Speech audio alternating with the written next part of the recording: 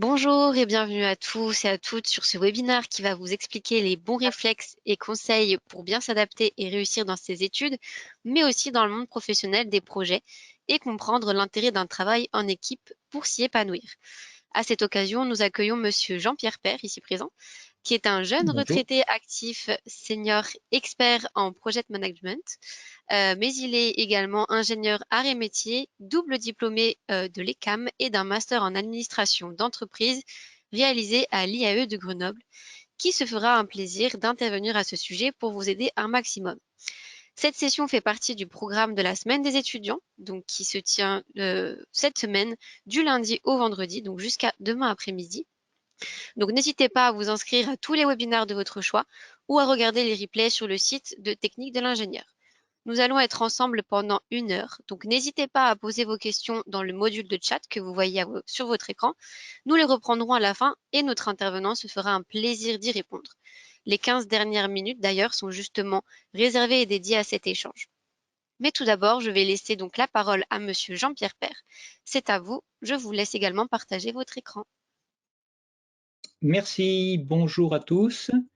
Eh bien, l'heure que nous allons passer ensemble va être pour vous donner des conseils et des réflexes pour sauver votre projet, que ce soit dans la vie d'étudiant ou votre vie future, votre vie professionnelle. Donc, je vous propose l'ordre du jour suivant. Je me positionnerai tout d'abord au niveau d'un étudiant, comment ça se passe, vos études, et comment qu'on peut basculer, on va dire, d'une vie plutôt individuelle à une vie de projet où on va travailler en équipe, et je vous donnerai quelques notions de bonnes pratiques sur la gestion de projet. L'objectif, bien sûr, est de bien rentrer dans le monde professionnel que vous allez, pour la plupart, côtoyer d'ici peu.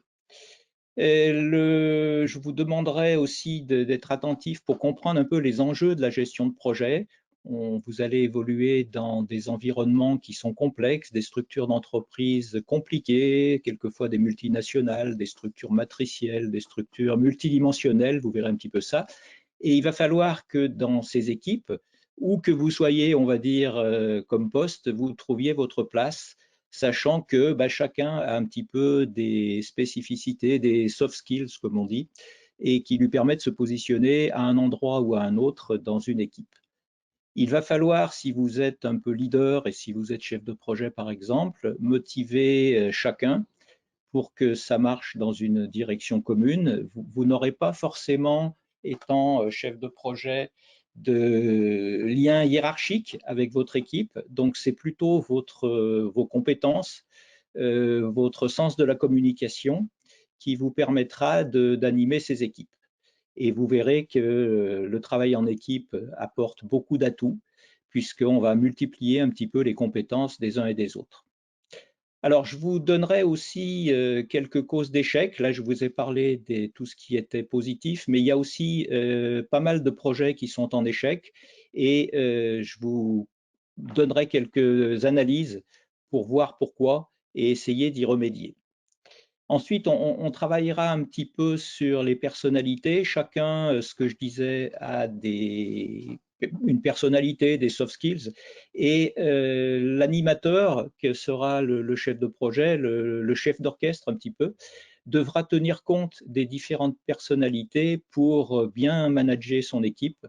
Et chacun devra trouver sa place, devra trouver du plaisir pour ce travail en équipe. Alors, comme le disait Alicia, nous aurons à peu près un quart d'heure d'échange et de questions-réponses et je serai à votre disposition pour répondre à toutes vos interrogations.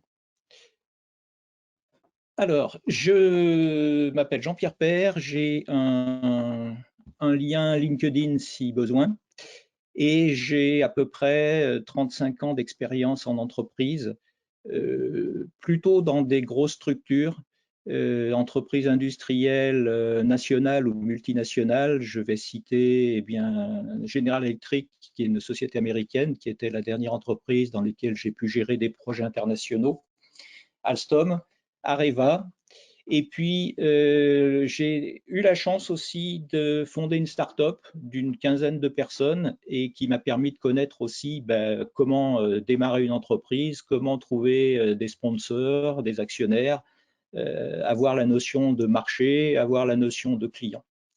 Alors, les domaines dans lesquels j'ai pu travailler sont plutôt les secteurs de l'énergie, que ce soit l'énergie nucléaire chez Areva, où j'ai travaillé dans l'amont et l'aval de la filière, c'est-à-dire pas forcément dans les réacteurs, mais soit dans les fabrications de combustibles, soit dans le retraitement, par exemple. Et là, nous faisions des équipements clés en main sur la base d'un cahier des charges pour un client. Et puis j'ai connu la dimension internationale quand je suis passé plutôt dans l'hydroélectricité, donc chez Alstom puis General Electric, énergie renouvelable. Et là, la dimension culturelle que vous côtoierez peut-être en étant aussi dans ce type d'entreprise vous montrera que cette dimension culturelle est très très importante puisque une communication avec quelqu'un qui est asiatique, quelqu'un qui est indien, quelqu'un qui est américain n'est pas du tout la même qu'avec quelqu'un d'européen ou de français. Et cette dimension culturelle est vraiment quelque chose de très important. Donc pour les contrats que j'ai pu gérer, eh bien, l'objectif était à partir d'un contrat clé en main de fournir des équipements, par exemple des centrales hydroélectriques, et vous aviez les différentes phases de déroulement du projet qui sont l'offre, qui sont, une fois que le contrat est acquis, l'ingénierie, le sourcing, c'est-à-dire les achats, la construction, le montage et l'intervention sur les sites des clients pour la mise en service. Donc, comme l'a dit Alicia au début, j'ai une formation d'ingénieur, donc comme la plupart d'entre vous, plutôt un ingénieur généraliste. À l'époque, les formations étaient surtout techniques et j'ai souhaité, après 10 ans d'entreprise, la compléter avec une formation plutôt administration d'entreprise, donc un IAE, un master. Et l'objectif était un petit peu de démystifier le droit, la gestion financière, le marketing et la stratégie. Je pense que quand on est d'une formation ingénieur, on est habitué à ce que ça marche et dès qu'on a un problème, on va dire, ou quelque chose qui intervient de manière négative, eh bien, il peut y avoir une sorte de panique qui s'instaure. Et par les formations type complémentaires, on va dire, type administration d'entreprise, eh bien, vous êtes dans un monde, par exemple, on était avec des avocats, et les gens ont l'habitude de travailler dans des phases où ça ne marche pas, où il y a un problème. Et on peut tout à fait bien s'en sortir dans un monde incertain ou dans un monde où il y a quelques problèmes. Alors, pour aujourd'hui, eh bien, je suis, comme l'a dit Alicia, jeune retraité. J'ai souhaité, ayant aussi eu 3 enfants, qui ont tous été étudiants divers et variés en sciences politiques, en école de commerce ou en école d'ingénieur, j'ai souhaité partager l'expérience acquise parce que je considère que c'est sur le terrain qu'on apprend un petit peu les bonnes pratiques.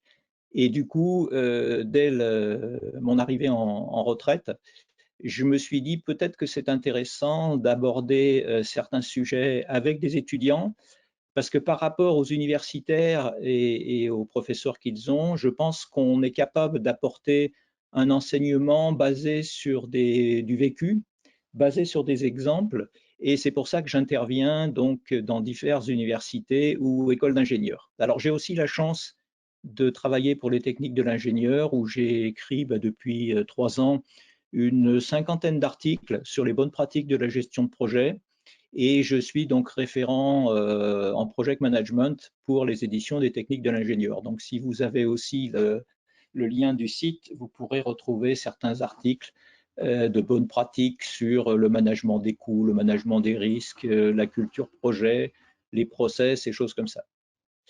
Au sein des écoles, donc j'habite la région grenobloise, donc j'interviens sur 2 écoles d'ingénieurs qui sont l'INPG, donc l'Institut national polytechnique de Grenoble, où il y a une session qui s'appelle génie industriel, donc des gens plutôt généralistes qui seront plus tard en opération, on va dire, dans les entreprises. Et j'enseigne là le management des risques et le management des coûts. Donc, je vous donnerai un petit topo là-dessus, comment se comporter devant un risque. J'interviens aussi donc dans cette école dans une entité plutôt à connotation technique qui s'appelle NCCube, où là je suis plutôt référent aussi en gestion de projet. Les étudiants, peut-être que c'est le cas pour vous, ont des sessions où ils ont un projet à traiter, projet qu'il aurait donné soit par une entreprise, soit par un laboratoire, et ils ont à rendre, on va dire, un livrable qui est sous forme de rapport où ils doivent apporter des conclusions sur une problématique industrielle donnée. Et je leur donne, au démarrage de ces sessions, qui se passent donc dans l'entreprise ou dans le laboratoire et en équipe, je leur donne quelques bases sur comment gérer un projet, et je vous l'expliquerai un petit peu après. Alors, j'interviens aussi à l'UGA, c'est l'Université de Grenoble, sur des étudiants qui sont en licence professionnelle et j'enseigne l'organisation des entreprises, j'enseigne la gestion de projet ou la gestion d'affaires. Et à Lyon, au CNAM, les jeunes qui sont aussi en alternance. Alors, en parallèle de ça, j'ai une activité dans un institut de recherche qui s'appelle Supergrid, qui est basé à Villeurbanne, donc près de Lyon, et Grenoble, où je travaille actuellement sur un projet européen. Disons, ma fin de carrière dans l'industrie des énergies renouvelables m'a permis d'acquérir un certain nombre de compétences. Et on s'aperçoit aujourd'hui en Europe que le mix énergétique est un petit peu perturbé par l'amener des énergies renouvelables, que ce soit l'énergie solaire ou l'énergie éolienne, parce que ce sont des énergies qui ne sont pas pilotables, hein, on appelle ça des énergies fatales. Et en termes d'électricité, on doit toujours équilibrer la consommation et la production. Et on a trouvé un moyen par l'énergie hydroélectrique de constituer l'équivalent de batterie. Et certaines usines hydroélectriques sont capables à la fois de faire ce qu'on appelle du turbinage et du pompage, c'est-à-dire en période de basse consommation, eh bien, on remonte de l'eau et on constitue une réserve dans un lac supérieur, et c'est ce qu'on appelle du pompage. Et quand on a besoin d'un pic d'énergie, si vous regardez un petit peu ce qui se passe dans la journée, vous avez des creux et des pics. Et quand on est en pic de besoin de consommation, eh bien, on fonctionne dans l'autre sens, sous forme de turbinage. Alors, on va rentrer dans le vif du sujet avec quelques bons réflexes pour ce qu'on appelle sauver vos projets. Alors, je vais tout d'abord me positionner au niveau d'un étudiant. Et ce qui se passe ou ce qui se passait, peut-être que les choses sont en train d'évoluer, c'est qu'on vous demande en général de résoudre une problématique seule sur une question bien posée, une question scientifique qui a été définie. Vous avez toutes les données disponibles et en général, on a déjà préparé la réponse et il y a une seule réponse. Et à contrario, quand vous allez arriver dans le monde industriel, eh bien, vous allez être ingénieur et vous allez devoir travailler en équipe. Vous allez travailler pour un client, vous serez confronté à des problèmes techniques, des problèmes d'organisation, tout sera un petit peu entremêlé, connecté.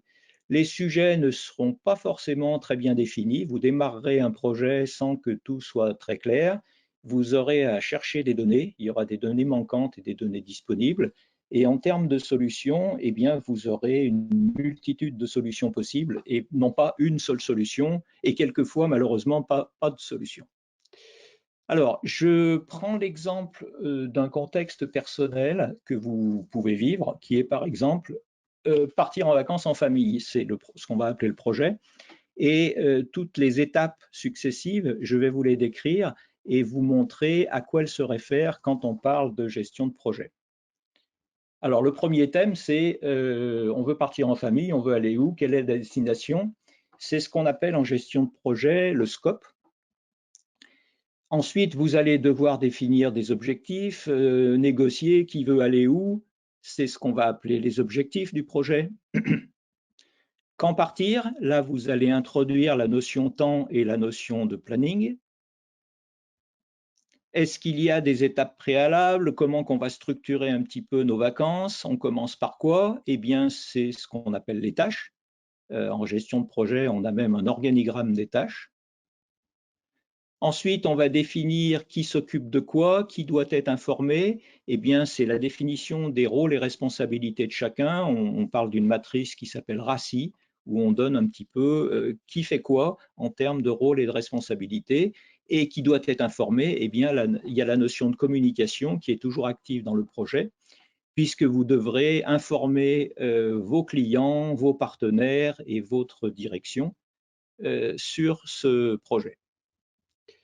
Ensuite, bien inévitablement, quand on part en vacances, on a un budget, on doit définir combien ça coûte, quel est mon budget. Eh bien, c'est le management des coûts que l'on retrouve dans la gestion de projet. Est-ce que l'on prend une assurance s'il se passe quelque chose? C'est le management des risques, la gestion des risques. Et enfin, quand les vacances sont terminées, vous êtes de retour et vous devez donner un petit peu un feedback, et c'est ce qu'on appelle le rapport de clôture dans les projets, c'est-à-dire la dernière phase du projet où on va terminer le projet en le clôturant et en essayant d'apporter un retour d'expérience qui servira au projet futur. Alors, je m'appuie sur une citation de Darwin. Darwin était un naturaliste là, dans les années 1800, il s'est intéressé à l'évolution.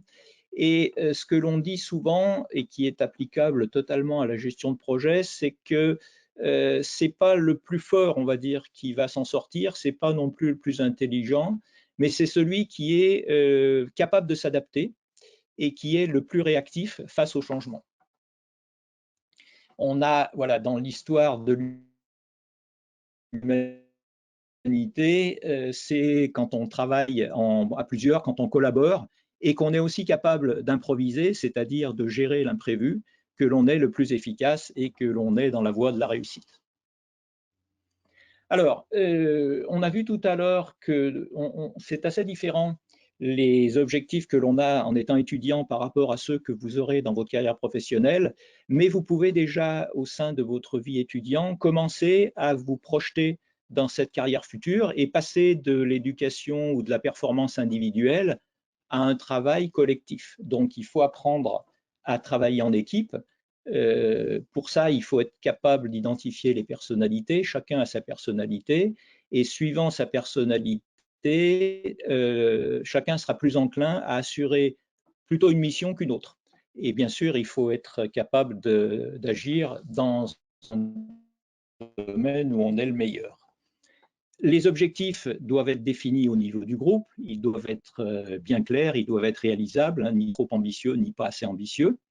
On va faire ce que l'on appelle un rétro-planning, c'est-à-dire en général, dans un projet d'étudiant, on a une date de fin, vous avez à rendre un devoir, vous avez à rendre un rapport, un projet, et bien vous faites ce qu'on appelle un rétro-planning par rapport à la date où vous êtes aujourd'hui et la date où vous avez votre besoin de livrable, et bien vous allez définir un enchaînement de tâches ou un enchaînement d'étapes qui vont vous permettre de respecter ce timing.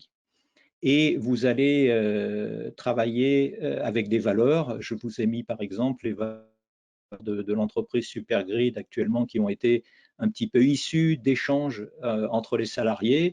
On parle de dynamisme, on parle d'expertise, on parle de responsabilité et bien sûr de plaisir. On prend beaucoup de temps, que ce soit dans la vie d'étudiant ou dans la vie professionnelle, dans l'université, dans l'école d'ingénieur ou dans l'entreprise, et il faut bien sûr que ce soit un plaisir, sinon c'est trop dur à supporter.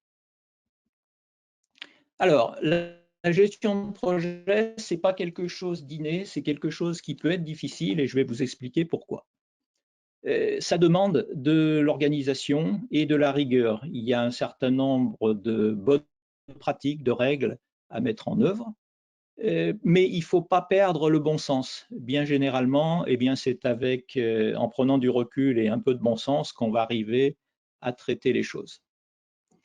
Alors, on va par des formations, par des livres, acquérir une méthode, mais ça va être un peu plus difficile de l'appliquer. Et pour ça, Eh bien, c'est en pratique. Dans un premier temps, vous ne serez pas chef de projet, mais vous serez dans l'équipe projet. Peut-être, et c'est en vivant plusieurs projets que vous arriverez à appliquer ces bonnes pratiques. Alors, il y a deux équipes qui vont à position prise, par exemple. C'est ce qu'on appelle le management d'opération, le management de sur le slide suivant ce que c'est le projet. Alors, je vous montrerai. Opération, c'est plutôt les métiers, donc des gens qui fonctionnent en salle et malheureusement quelquefois en silo, c'est-à-dire un peu isolés. Et le management de projet, ben, ce sont des gens qui fonctionnent en transverse et qui vont avoir à animer ces différents métiers successifs suivant l'étape de votre projet. Alors, c'est un travail de groupe et la réussite, elle est collective, ce n'est pas une réussite individuelle et c'est le fait de bien travailler ensemble qui va permettre de réussir. Et on parle d'un travail collaboratif en opposition avec le travail, on va dire, qui a été inculqué pendant les phases étudiantes où on vous a plutôt demandé de travailler en individuel, en mesurant des performances individuelles plutôt que de mesurer des performances collectives. Et j'aime bien citer à ce moment-là un groupe qui doit travailler ensemble et ayez l'image de vous avez un sommet à gravir, vous êtes en cordée, vous êtes plusieurs sur la corde et la vitesse, on va dire, du groupe, eh bien, elle doit se mettre sur la vitesse de l'élément qui est le plus faible et une cordée va arriver à fonctionner à une vitesse où on va tenir compte un petit peu des performances individuelles de chacun, mais c'est la motivation du leader qui va faire un petit peu accélérer celui qui est dans un moment de faiblesse. Alors, je vous ai parlé de deux piliers au sens de l'entreprise et on peut montrer un petit peu un fonctionnement sous forme d'un temple avec deux piliers qui vont tenir l'équilibre du chapiteau du temple. Vous avez bien sûr en objectif les besoins clients et les satisfactions du client. C'est l'entreprise et les performances de l'entreprise et la stratégie qui va permettre de satisfaire ces besoins. On va s'appuyer sur des structures supports qui sont communes à l'entreprise, à plusieurs activités, à plusieurs projets, comme le système d'information, la communication, les ressources humaines, la finance, les services qualité, l'hygiène et sécurité et les services juridiques. Et vous allez donc avoir deux entités qui vont devoir travailler en étroite collaboration, l'entité projet et l'entité opération. Donc, dans opération, vous allez trouver les métiers, que ce soit par exemple l'ingénierie, les achats, la fabrication, la logistique et le transport. C'est un petit peu toutes les spécialités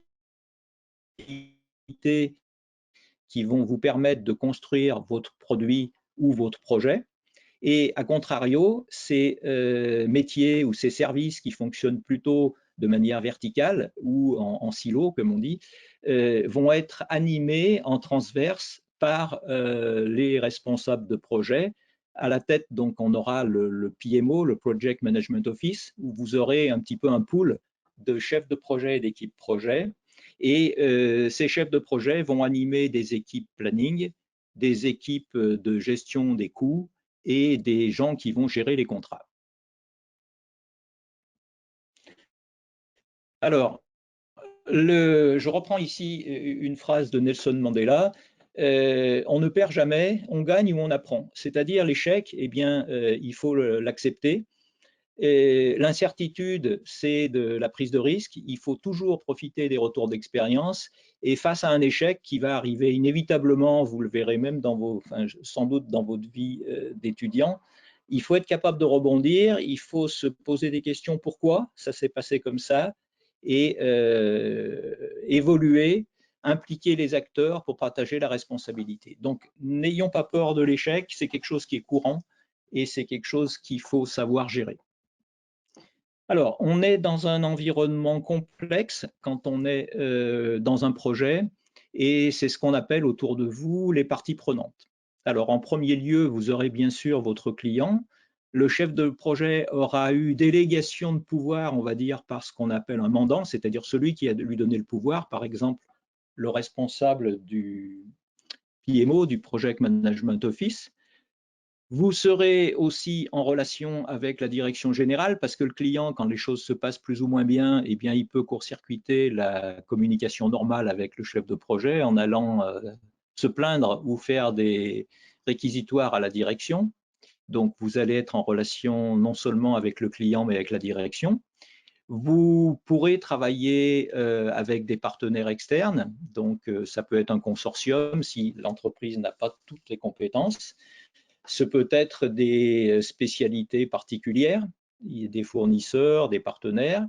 Et puis, bien sûr, en interne, eh bien, avec vous, vous allez avoir une équipe projet et je vais vous montrer sur le prochain slide comment est constituée cette équipe. Donc, vous êtes dans un environnement complexe où il y a une multitude de parties prenantes. Alors, les structures d'entreprise sont compliquées, vous le vivrez sans doute. On parle de structure matricielle, c'est la figure que vous avez en bas à droite. Donc, on croise un petit peu en vertical ce que j'ai appelé opération, c'est-à-dire les métiers d'ingénierie, de marketing, de manufacturing. Et en horizontal, vous avez les projets qui vont être gérés au sein du Project Management Office. Et l'équipe projet va avoir en charge, comme un petit peu un chef d'orchestre, d'animer ces différents métiers pour passer les étapes successives du projet. Outre la dimension donc matricielle, vous pouvez même être en ce qu'on appelle multidimensionnel pour les entreprises internationales, où vous allez en plus ajouter la dimension pays, l'Europe, l'Asie, l'Amérique, et vous allez devoir regarder un petit peu, eh bien, en fonction de la culture de vos clients ou de vos partenaires, comment bien fonctionner dans ces différents pays. Alors, la gestion de projet, on va avoir en général 3 thèmes. Il faut maîtriser la qualité, il faut maîtriser les délais et il faut maîtriser les coûts. Ce sont un petit peu ces 3 axes qui vont vous permettre de bien réussir dans les projets.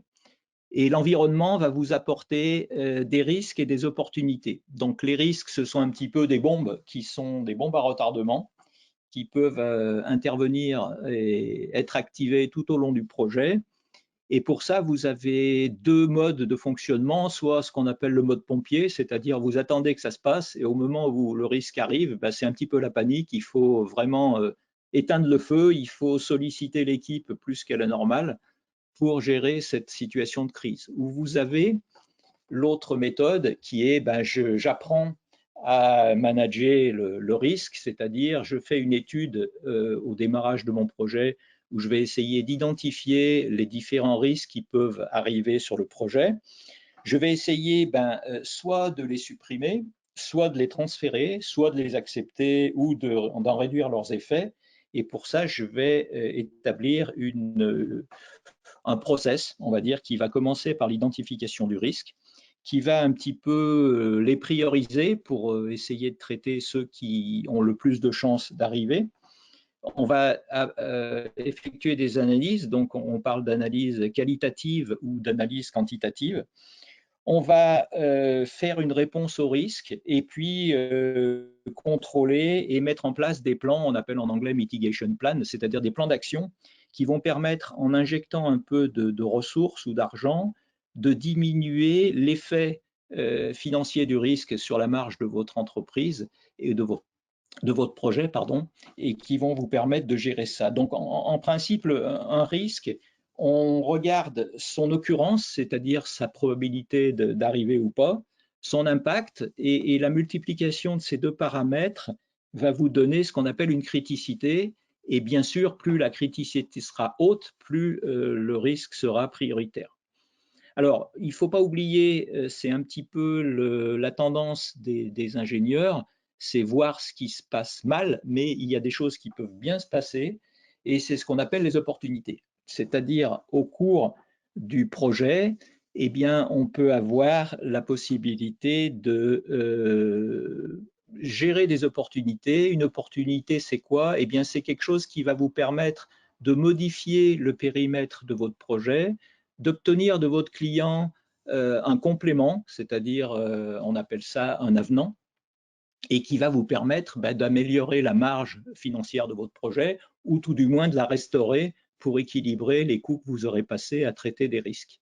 Donc, il ne faut pas oublier les deux, le risque négatif qui est réellement le risque et le risque positif qui est ce qu'on appelle une opportunité. Alors, l'équipe projet, je vous en ai parlé un petit peu tout à l'heure, et vous allez devoir inévitablement vous situer à l'intérieur de cette équipe. Donc, vous aurez peut-être une progression dans votre carrière en passant par un membre de l'équipe projet, donc dans ce qu'on appelle ou le secteur d'opération ou le secteur du PMO, du Project Management Office. Et le chef de projet, ce qu'on appelle le project manager en anglais, va être une sorte de chef d'orchestre qui va devoir animer ces équipes successives, soit des équipes transverses, soit des équipes qui fonctionnent un petit peu en vertical. Donc, vous aurez avec vous ce que l'on appelle un contract manager. Donc, le contract manager, c'est une personne qui va connaître parfaitement le contrat, qui va se situer sur l'aspect un petit peu juridique et qui va justement aborder cette notion d'analyse de risque et d'opportunité pour sentir eh bien, chaque fois où vous en êtes par rapport au contrat. Est-ce que ce qu'on vous demande en complément fait partie du contrat ou est-ce que c'est susceptible d'apporter une évolution, donc une réclamation, on appelle ça un claim en anglais, et ça se traduira par un avenant. Un exemple typique, c'est que vous avez un équipement complexe à construire, vous êtes tributaire d'une autre entité, par exemple un génie civiliste, si je prends l'exemple de ce que l'on faisait au sein de GE ou d'Alstom, vous construisez une centrale hydroélectrique, vous êtes tributaire d'un génie civiliste qui est piloté par le client, pour diverses raisons, que ce soit les intempéries, les choses comme ça, le génie civiliste est en retard, eh bien, vous êtes en droit de réclamer à votre client ce que l'on appelle un EOT, un Extension of Time, c'est-à-dire des coûts que vous allez subir parce que le planning va déraper, non pas de votre fait, mais de celui d'un partenaire qui est géré par le client. Pour suivre l'aspect financier et budgétaire de votre projet, eh bien, vous avez un cost controller, quelqu'un qui va être de l'équipe finance, mais qui va gérer vos coûts. Et cette personne-là va devoir vous alerter sur le suivi du budget et voir si on est bien conforme au budget au fur et à mesure que l'on avance. Il va vous donner un état des lieux sur l'engagement des coûts. Il va vous permettre de chiffrer ce qu'on appelle le reste à faire, le cost to complete en anglais, de manière à avoir une vision à terme de votre projet pour faire une prévision budgétaire à fin de votre projet. Vous allez avoir le planeur, le project planner, c'est la personne qui est un petit peu le copilote du project manager et qui va vous donner, vous structurer le scope en différentes étapes liées entre elles, donc ce qu'on appelle le WBS, le Work Breakdown Structure. On va vous structurer votre projet, vous verrez ce qu'on appelle un chemin critique, c'est-à-dire quelles sont les tâches qui influent directement sur la date de fin de votre projet. Et ainsi, vous serez au fur et à mesure de l'avancement, un petit peu comme pour le cost controller, vous aurez sur l'aspect planning l'état des lieux, vous n'oublierez pas, et ça fait partie des bonnes pratiques et des règles de la gestion de projet, de gérer ce que l'on appelle le float, c'est-à-dire un petit peu de marge sur votre planning. Il y aura le technical coordinator, donc votre correspondant technique de l'ingénierie, qui va devoir gérer tous les aspects techniques avec son équipe, qui va être un petit peu contrôlé par le quality manager, qui va mesurer la performance technique de votre projet. Et quand les étapes de conception seront terminées, vous passerez sur la supply chain avec un responsable, on va dire, coordinateur achat, qui va transformer les plans, les nomenclatures en différentes sous-ensembles qui devront être après installés sur le site du client avec des personnes de l'EHS, l'hygiène et sécurité, qui vont contrôler un petit peu si vous respectez les bonnes pratiques et les bonnes règles en termes de sécurité. Donc, c'est un petit peu tous ces membres de l'équipe qui vont être constituer l'équipe projet et vous aurez, je pense, à vous situer dans cette équipe dans le futur quand vous voudrez travailler dans une entreprise. Alors, vous avez plusieurs interlocuteurs et chacun n'a pas les mêmes préoccupations. Vous êtes chef de projet, vous avez ce qu'on appelle un maître d'ouvrage, c'est celui qui va utiliser l'équipement que vous construisez et lui, son objectif, il faut que ça serve parce que s'il investit, c'est pour avoir un retour sur investissement. En chef de projet, eh bien, vous allez devoir vérifier que votre projet est dans une bonne marche, il faut que ça avance. Vous appuyez sur l'équipe projet et eux, il faut que ça marche, ils ont un cahier des charges à tenir. Et puis, vous êtes tributaire d'un comité de pilotage qui peut faire partie, votre direction générale peut en faire partie, les partenaires d'un consortium en font partie, et eux, ils ont pris un projet ou un contrat pour que ça rapporte avec de la marge, donc leur préoccupation, il faut que ça rapporte. Donc on voit que les parties prenantes n'ont pas toutes les mêmes objectifs et il faut tenir compte de leurs attentes pour pouvoir les satisfaire. Alors, trouver sa place au sein d'une équipe projet, vous n'avez pas tous les mêmes compétences. Vous pouvez être leader, donc vous serez à ce moment-là ce qu'on appelle un président, plutôt quelqu'un de dominant, de dirigeant, c'est-à-dire vous prendrez un rôle de chef de projet ou de chef de service. Vous êtes plutôt un organisateur, et bien vous allez travailler sur les tâches, sur les plannings, sur les structures. Vous êtes plutôt quelqu'un de moteur, vous allez être enthousiaste, vous allez contribuer à l'avancement du projet. Vous pouvez être un peu, alors on appelle ça planteur, j'aime plutôt le terme créatif, innovant. On apporte des idées neuves, donc vous pourrez aider un fonctionnement en brainstorming, par exemple, dans l'équipe projet, et vous allez sans arrêt, par des méthodes qu'on appelle agiles, apporter des nouvelles solutions pour mieux gérer votre projet. Vous pourrez être explorateur, c'est-à-dire développer un réseau externe à l'entreprise, apporter des idées externes, chercher des compétences qui ne sont pas celles de l'entreprise. Bien des gens rationnels dans la gestion de projets, et c'est les gens qui respectent un petit peu la structure, qui évitent les divergences et qui restent concrets. Des gens peuvent être simplement équipiers, mais ils sont des assistants, ils permettent de bien fonctionner en équipe, et certains sont perfectionnistes, donc on les retrouve plutôt dans la terme gestion de la qualité et des objectifs. Alors, il faut avoir un comportement quand vous êtes chef de projet pour motiver vos personnes que vous pouvez trouver lors d'une réunion avec différentes attitudes. Donc, quelle attitude vous devez apporter suivant les personnes que vous allez avoir en face de vous. Alors, si vous avez des personnes du style bagarreur, eh bien, il ne faut pas vous emporter, il faut rester calme, il faut faire attention que cette personne-là ne prenne pas la parole tout le temps et laisse un petit peu les autres s'exprimer. Vous avez le sage, donc c'est quelqu'un sur lequel vous allez devoir vous appuyer et qui va vous aider un petit peu à manager cette communication d'équipe. Celui qui sait tout, eh bien, faites en sorte que les autres intervenants le prennent à défaut pour que là aussi, il laisse un petit peu parler les autres.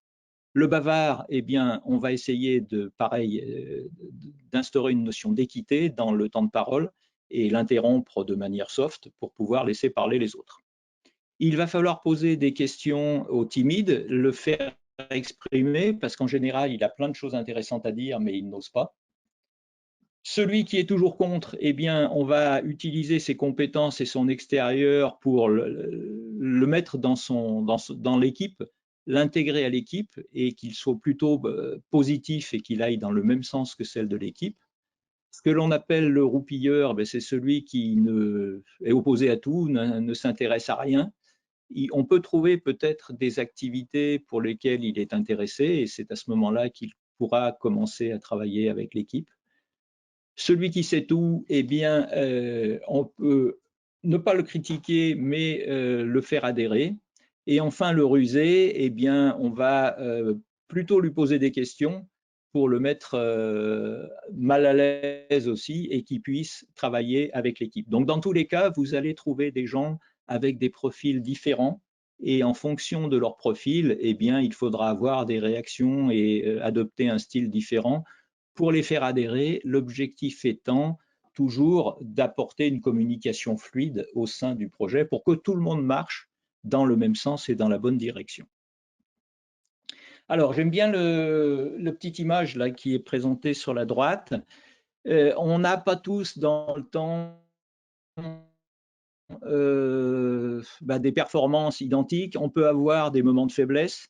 Et c'est sûr que devant un obstacle là, qui est représenté par un trou, là, eh bien, si vous êtes tout seul, vous tombez dans cet obstacle, vous tombez en déprime. Si vous êtes à plusieurs, eh bien, au moment où vous avez un souci, les collègues, les partenaires, l'équipe peut vous aider.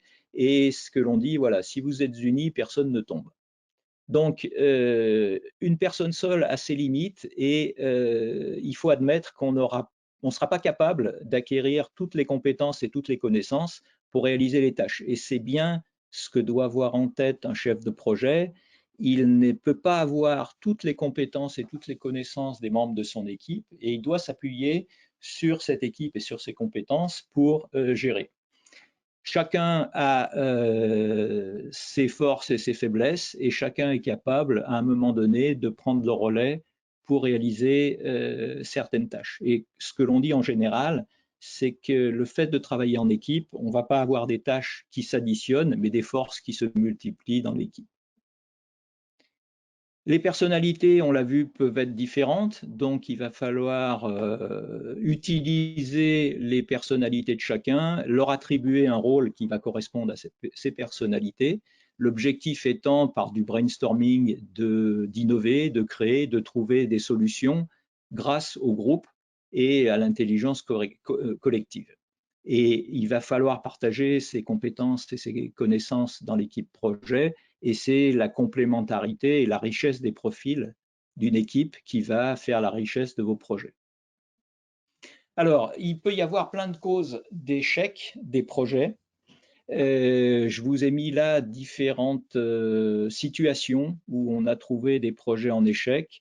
Alors, c'est en anglais, mais je vais vous le traduire. Donc, ça peut être des échecs dus à l'organisation ou des défaillances de planning. L'échec peut provenir d'un mauvais management, d'un mauvais leadership ou gouvernance. On a pu sous-estimer les coûts, par exemple, et là, on se trouve dans des difficultés au moment où il faut réaliser. Il peut y avoir des problèmes de qualité, c'est ce qu'on appelle les non-conformités dans l'entreprise. Les risques externes peuvent apporter des défaillances au projet, des risques que l'on n'aura pas anticipés ou mal maîtrisés. Et puis, un manque de compétences, de connaissances apporte aussi des causes d'échec dans les projets. Et puis, bien souvent, ce sont l'engagement collectif des uns et des autres qui font que l'on n'arrive pas à gérer le projet et qu'on le met en échec. Donc voilà, toutes ces causes, eh bien, elles peuvent arriver et il y a de nombreux projets qui sont en échec ou qui ne se terminent pas parce qu'une ou plusieurs de ces causes sont entrées en jeu. Alors, les bons réflexes que vous aurez à prendre en compte pour sauver un projet, c'est que le chef de projet, c'est quelqu'un qui doit être à l'écoute, qui doit être communicant, parce que c'est lui qui va un petit peu, comme on l'a dit, être le chef d'orchestre de cette équipe. Les rôles et responsabilités vont être à clarifier. Il faut staffer l'équipe suffisamment pour mener à bien le travail. Il faut pas avoir peur d'être un petit peu en surcharge ou sureffectif pour mener à bien le travail. Il faut bien sûr avoir choisi toutes les expertises nécessaires. Si elles ne sont pas dans l'entreprise, eh bien, on va les chercher à l'extérieur. Et il faut s'appuyer sur la formation. C'est en se formant que les gens vont acquérir un peu toutes les compétences nécessaires aux technologies qu'ils vont déployer sur les projets. Son équipe, eh bien, il faut l'aménager, il ne faut pas la mettre en surchauffe, il ne faut pas la mettre en burn-out, ça arrive maintenant assez souvent, et c'est par l'écoute et l'encouragement. Pour ça, on a des séances d'entretien individuels, on peut avoir des entretiens collectifs, faire un point, faire des réunions d'équipe pour montrer un petit peu que ça va bien fonctionner. Alors, dans les comportements, on trouve en sociologie des choses que vous aurez peut-être déjà vues. Chacun a un petit peu des soft skills, c'est-à-dire des compétences personnelles. Vous pouvez être plutôt dans les rouges, c'est-à-dire quelqu'un de vif, d'efficace, de directif ou de fonceur. Ce sont en général le rôle des leaders ou des chefs de projet. Vous pouvez y apporter la dimension plaisir en étant sociable, en étant enthousiaste, être force d'animation et très positif. C'est donc la culture, on va dire, dans le jaune. Le vert, c'est plutôt l'harmonie. Ce sont des gens qui sont attentifs, qui sont doux, qui vont être posés et à l'écoute. Et le bleu, eh bien, c'est les personnes qui vont être dans les métiers techniques, plutôt structurés, plutôt prudents et plutôt rigoureux. Le management efficace, eh bien, il va être sur la prise en compte de relations entre les membres de l'équipe. On va avoir des responsabilités managériales pour les dominants. Ils vont encadrer les personnes soumises. Les ambitieux vont fixer des objectifs aux compétiteurs. Les tâches techniques vont être sur les gens qu'on appelle plutôt des cérébraux et les tâches autonomes vont être confiées aux personnes isolées. Les tâches relationnelles, quant à elles, vont être sur les gens communicants pour qu'ils puissent harmoniser un petit peu le fonctionnement du projet. Et enfin, vous pouvez avoir des styles de management plutôt directifs ou participatifs. Et suivant que le manager va être directif ou participatif, il va plus ou moins faire intervenir l'équipe dans les choix de décision. Et enfin, vous allez être soumis au changement. Donc, c'est quelque chose qui inévitablement arrivera dans votre cursus d'étudiant ou professionnel. Et on passe par des phases de résistance, on s'oppose, on n'aime pas le changement.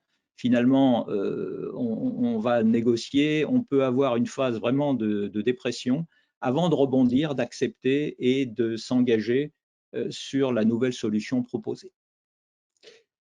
Le dernier slide, eh bien, il faut communiquer, communiquer, communiquer. Le client a un besoin, il va l'exprimer, il faut le comprendre et il faut le transférer à l'équipe. Et malheureusement, ce que l'on voit sur ces dessins, c'est qu'il y a de la distorsion en cours de route et à la fin, le client ne va pas obtenir ce qu'il avait commandé et c'est un échec de dialogue et de communication.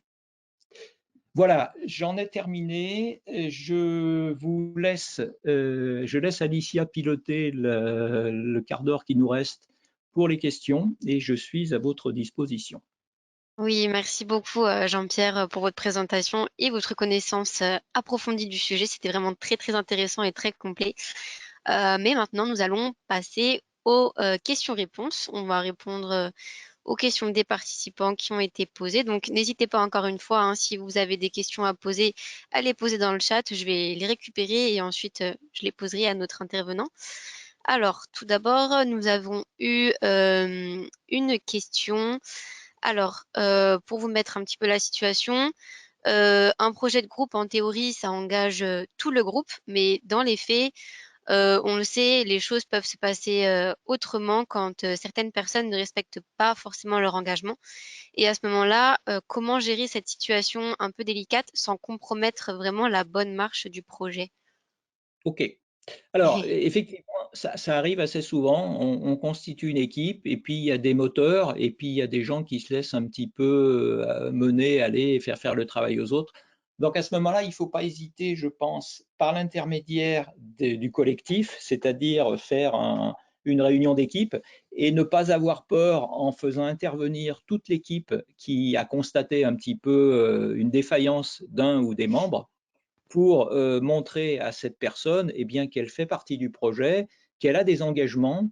Si on a bien défini des rôles et des responsabilités, eh bien, elle a un petit peu des comptes à rendre et elle devra intervenir. Alors, dans l'entreprise, ce bilan, il est fait au stade de l'entretien individuel, de l'entretien annuel, et on a défini des objectifs et malheureusement, la personne qui ne les respecte pas va être plus ou moins bien notée et ça va se traduire dans sa progression de carrière ou dans sa progression de salaire, par exemple. Voilà. D'accord, merci beaucoup. Et c'était concernant aussi votre slide 19, vous savez, avec tous les profils que vous présentez. J'ai une question concernant le profil 6. Comment se comporter avec ce profil pour bien dérouler les réunions de travail? Donc, Si vous Alors, pouvez donner la réponse. si je comprends bien, le profil 6, c'est celui qui est Qui est contre. contre, ah oui, c'est ça. Voilà, c'est ça. Alors, il faut essayer de le mettre en valeur, il faut essayer de trouver, ben, comment qu'il pourrait, participer à l'équipe. Il a sûrement des compétences, il a sûrement une expérience et c'est lui faire raconter un petit peu, eh bien, qu'est-ce qu'il est capable d'apporter à l'équipe, qui va le rallier à cette équipe et il va petit à petit, eh ben, adhérer et ne plus être contre. C'est un petit peu comme quand on parle de changement, on a plutôt une réaction au départ négative, mais si on est mis en valeur, et c'est la solution, de mettre en valeur cette personne par d'autres membres de l'équipe pour qu'ils puissent adhérer finalement à ce travail d'équipe. D'accord, merci beaucoup. J'ai une autre question. Comment améliorer la communication avec la direction? Vous Alors, savez. il y a des points de rencontre dans les équipes et dans les projets avec ce qu'on appelle des revues de projet, soit avec le client, soit avec la direction. Et quand on parle de la direction, eh bien, ils ont besoin de connaître un peu l'avancement de votre projet. Ils n'ont pas forcément tout suivi, tout ce qui se passe. Vous avez des points de rencontre et on prévoit en général dans ces réunions d'échange, eh bien, de les solliciter pour les faire intervenir. Et bien souvent, la direction ou les responsables des chefs de projet ont des priorités. Tous les projets n'ont pas la même priorité. On peut vous enlever des ressources pour les mettre sur un autre projet. Et il y a un temps d'échange. On appelait ça, nous, chez Alstom, Request to Project Manager, où on va demander à la direction de s'impliquer et montrer que c'est à eux de traiter un problème, une priorité sur les projets, une priorité de ressources. Eh bien, malheureusement, l'équipe projet, ce n'est pas sa responsabilité, c'est bien la responsabilité du management d'assurer ça. Un client mécontent parce que justement on a enlevé des ressources, eh bien, il ne faut pas que l'équipe projet hésite à mettre à l'épreuve la direction générale en disant bah voilà, j'ai un client mécontent et c'est à vous à montrer pourquoi vous avez choisi ce projet prioritaire plutôt qu'un autre et dédouaner un petit peu l'équipe projet. Donc, il ne faut pas hésiter à mouiller la direction générale dans les projets. Merci. Et justement, pensez-vous que c'est une bonne idée de commencer sa carrière dans la fonction de project manager?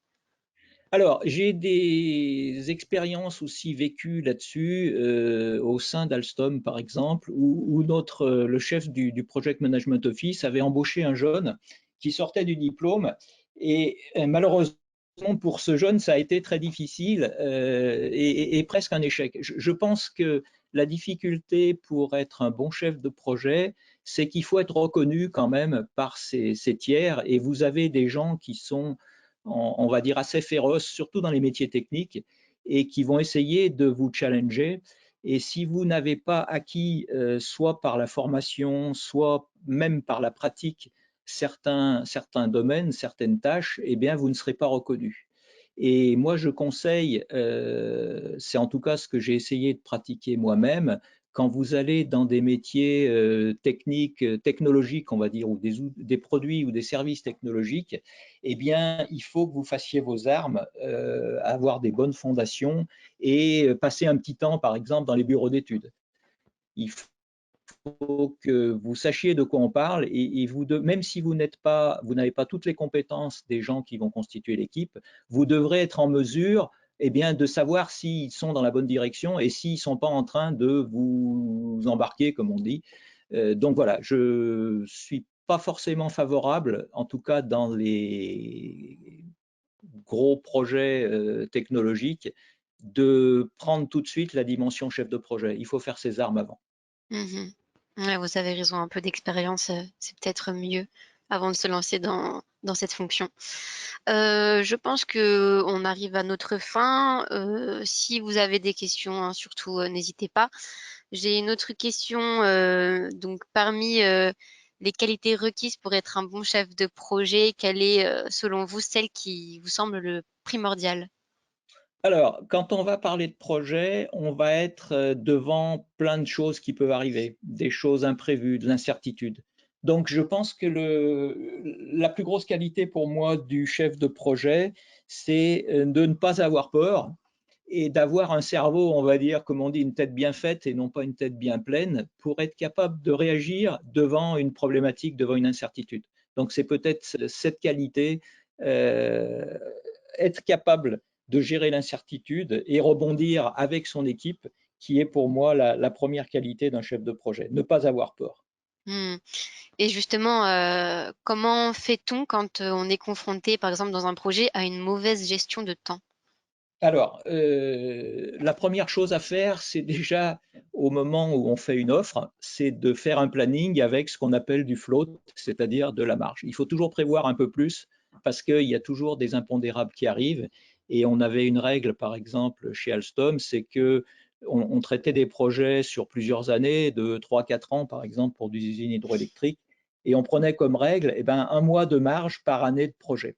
Et ça vous permet, c'est un petit peu comme sur l'aspect financier quand on prend des provisions, c'est-à-dire on prend un pourcentage du montant des coûts qui sera nécessaire à prendre en compte pour traiter des aléas. Et bien pour un planning, c'est la même chose. On prend un peu de float, un peu de marge qu'on aura à consommer inévitablement quand il va y avoir un imprévu qui arrive. Donc prenez un peu de marge sur vos plannings. On est toujours trop court. Ça, c'est sûr. Bon, je pense que nous avons fait le tour des questions-réponses. Nous n'avons pas davantage de questions au niveau des participants, donc je pense que nous allons finir ce webinaire par ceci. Je vous remercie encore beaucoup du temps que vous nous avez accordé. Il est temps de nous quitter maintenant. À tous, n'hésitez pas à contacter surtout Monsieur Jean-Pierre Père si vous souhaitez davantage d'informations par rapport à ce qui a été dit durant la session ou autre, donc sur LinkedIn, voilà. Si besoin, je vous le rappelle, le replay sera disponible très prochainement, donc d'ici la fin de journée ou même dès demain, sur notre site internet, directement via la page de notre semaine dédiée aux étudiants ou sur notre chaîne YouTube. Et vous pouvez également retrouver sa présentation en téléchargement sur la page du webinaire, donc en dessous sa biographie. Je vous remercie encore une fois, Jean-Pierre, pour ces précieuses informations que vous nous avez données et de ce beau moment partagé ensemble. Le programme de la semaine des étudiants continue, donc n'hésitez pas à vous inscrire aux autres webinaires pour les voir en live ou en replay, peu importe, selon vos disponibilités. À bientôt pour les prochains webinaires et à bientôt, Jean-Pierre. Merci à tous et puis ben, je vous encourage à travailler en équipe et si besoin d'aller chercher dans les articles que vous trouverez dans les éditions des techniques de l'ingénieur toutes les bonnes pratiques pour cela. Merci à vous et bonne continuation. Merci. Merci beaucoup.